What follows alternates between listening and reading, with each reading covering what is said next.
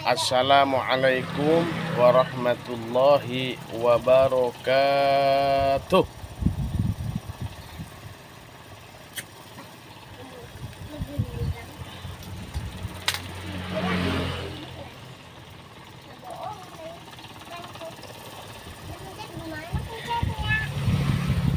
Bismillahirrahmanirrahim. Selamat pagi saudara-saudari, bapak ibu, tuan-tuan, handai tolan, dimanapun Anda berada. Semoga kita senantiasa dalam keadaan sehat walafiat, dalam lindungan Allah Subhanahu wa ta'ala. Amin, amin ya rabbal alamin.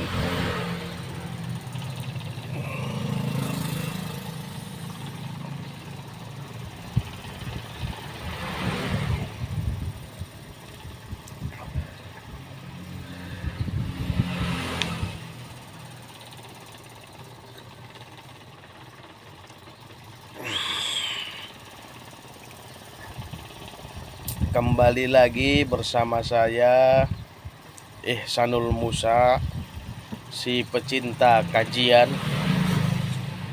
pecinta pengkupasan dalam satu-satu ilmu.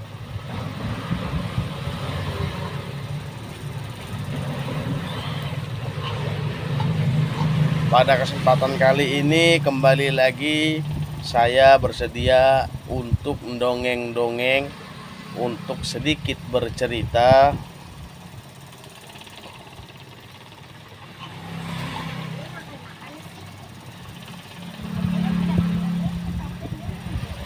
sering saya dengar ketika saya sedang bergaul di luar sana, ungkapan yang kurang lebih bunyinya seperti ini, bahwa orang yang licik itu aslinya adalah orang yang cerdas.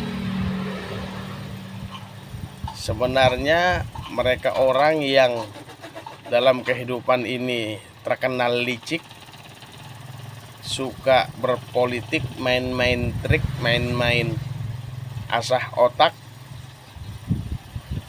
asal dapat keuntungan pribadi. Itu mereka sebenarnya cerdas, karena kalau tanpa bermodalkan sebuah kecerdasan, mereka nggak akan sanggup menciptakan suatu kelicikan, nggak sanggup menciptakan skenario kelicikan, skenario kebohongan. Jadi cerdaslah dianggap orang-orang yang suka licik, yang suka culas ini. Cuman sayang, kecerdasannya dipakai kepada jalan atau cara-cara yang salah, maka orang tersebut disebut licik.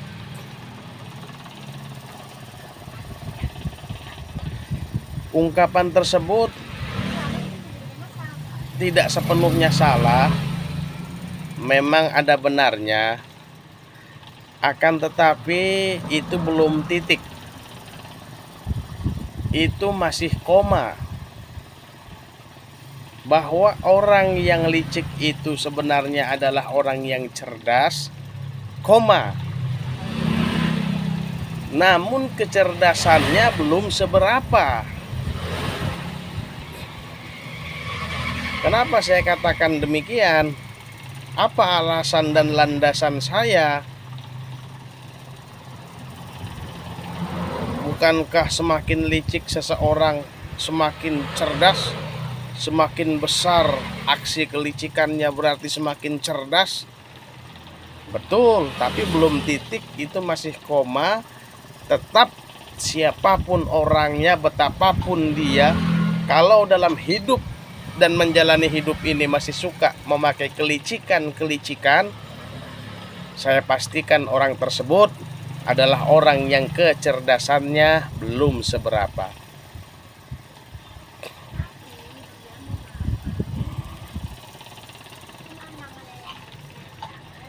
Kenapa begitu?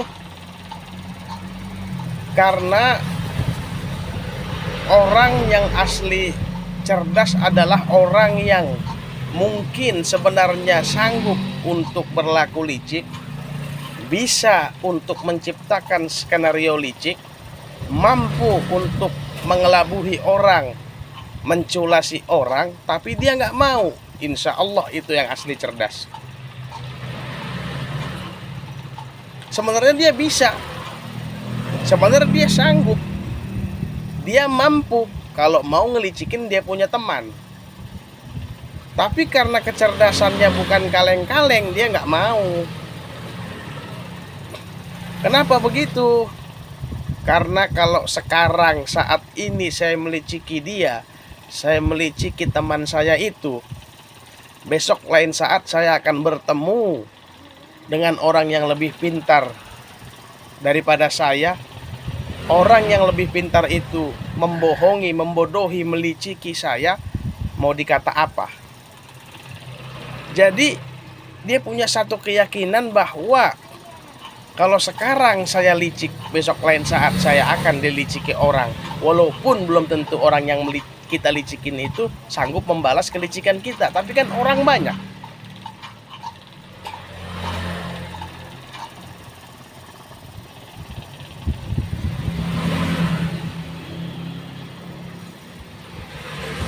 Jadi orang-orang licik ini biasanya akan cenderung, maaf, sok pintar, merasa paling pintar sendiri, orang lain dianggap bodoh, dianggap kecil. Dengan santainya dia melancarkan kelicikan-kelicikannya yang mungkin memang dia bisa dan sanggup meliciki seseorang yang ada di sekitarnya. Tapi ingat, lain saat Anda akan diliciki juga dengan orang, atau dengan kata lain, Allah Subhanahu wa Ta'ala lah yang membalas kelicikan Anda. Jadi kalau begitu, apa artinya kita licik dalam menjalani hidup ini? Karena kalau sekarang kita licikin orang, besok orang meliciki kita, apa artinya licik kita yang kemarin? Nggak ada satu perbuatan di dunia ini sebesar dan sekecil apapun yang tanpa balasan dari Allah Subhanahu wa Ta'ala. Balasan tersebut ada di dunia dan ada di akhirat. Maka kalau orang yang asli cerdas, sebenarnya dia sanggup, dia bisa, dia mampu untuk menciptakan satu skenario, strategi kelicikan. Tapi dia nggak mau karena dia punya keyakinan, punya kecerdasan spiritual, kecerdasan batin. Tidak hanya otaknya aja yang cerdas, bahwa apalah guna sekarang saya bodohi teman saya ini, besok lain saat saya berteman dengan orang lain, saya pun akan dibodohi oleh mereka.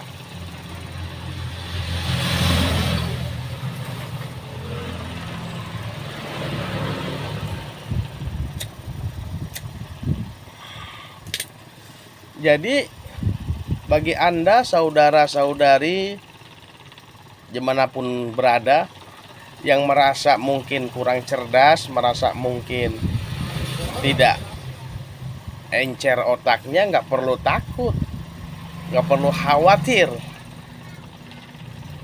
menghadapi atau berada di sekitar orang-orang licik. Mereka itu hanya katak dalam tempurung. Mereka itu hanya merasa besar, merasa sudah menjunjung ke langit karena batoknya belum dibuka. Tatkala batoknya dibuka, katak baru sadar bahwa antara dia dengan langit masih jauh. Nggak perlu khawatir Anda merasa kurang cerdas, Anda merasa otak Anda tidak encer. Jangan berkecil hati. Hidup yang lurus aja, yang lempeng aja, sesuai ler dan jalurnya,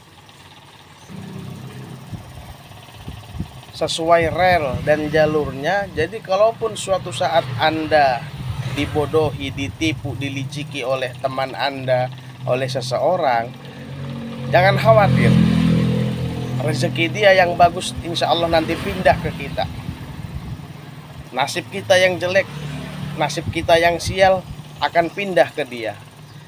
Hidup ini erat sekali kaitannya dengan nilai-nilai agama, dan mutlak diputuskan ketentuan segala sesuatu oleh Allah Subhanahu wa Ta'ala. Apa yang perlu dikhawatirkan?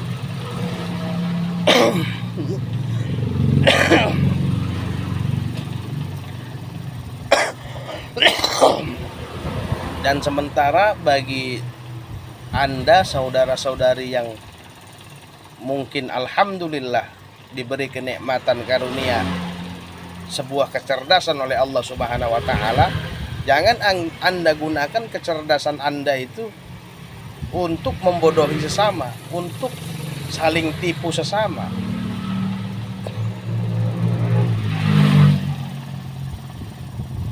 Apakah Anda manusia paling pintar di muka bumi ini? Kan tidak. Besok Anda ketemu yang lebih pintar, Anda mau bilang apa? Kalau bicara tentang kecerdasan, dalam Al-Quran jelas Allah Subhanahu wa Ta'ala berfirman bahwa orang Yahudi itu telah dilebihkan, punya satu kelebihan dibanding kaum-kaum yang lain, yaitu sebuah kecerdasan. Jadi bagaimana Yahudi ini gak cerdas, Bani Israel ini gak cerdas? 40 tahun makan mereka ketika mengikut oleh Nabi Musa. 40 tahun makanan mereka siang malam mannawas salwa, hidangan dari langit. Bukan makan beli ke pasar, makan beli di warung. Yang mereka makan selama 40 tahun, 2 generasi kurang lebih, mannawas salwa, hidangan dari langit. Nggak diragukan kecerdasan orang-orang Bani Israel, orang-orang Yahudi.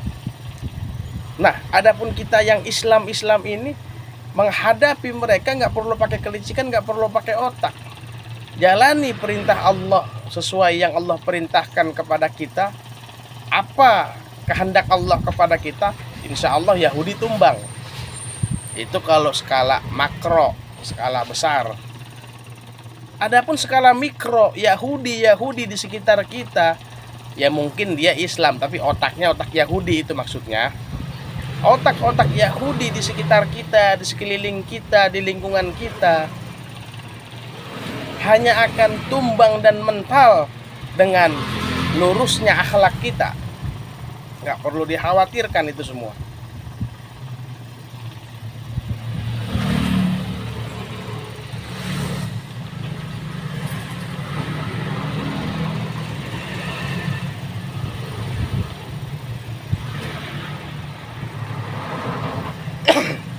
Berapa banyak kisah-kisah seorang Yahudi masuk Islam, tunduk patuh karena terharu melihat akhlak daripada kaum muslimin. Di zaman Sayyidina Umar, Yahudi dengan sukarela masuk Islam melihat keadilan yang ditegakkan oleh Khalifah Umar bin Khattab ketika itu. Umar nggak berpolitik bagaimana caranya ini si Yahudi masuk Islam, enggak. Umar jalankan saja tugasnya sebagai khalifah. Ternyata ada sikap-sikap Umar, yaitu sikap adilnya yang menyentuh hati si Yahudi, sehingga Yahudi tersebut dengan sukarela masuk Islam. Jadi melumpuhkan orang-orang licik, orang-orang culas, orang-orang yang selalu suka berpolitik dalam kehidupan sehari-hari dengan akhlak kita. Dia akan mental dengan sendirinya, dia akan menjauh dengan sendirinya kalau memang nggak mau berubah kepada orang-orang yang lurus, orang-orang yang menjaga akhlaknya, orang-orang yang tak mudah terpengaruh olehnya. Begitu saudara. Ini saja dulu sekelumit bincang kita pada kesempatan kali ini. Lebih kurangnya mohon maaf. Akhirul kalam. Wassalamualaikum warahmatullahi wabarakatuh.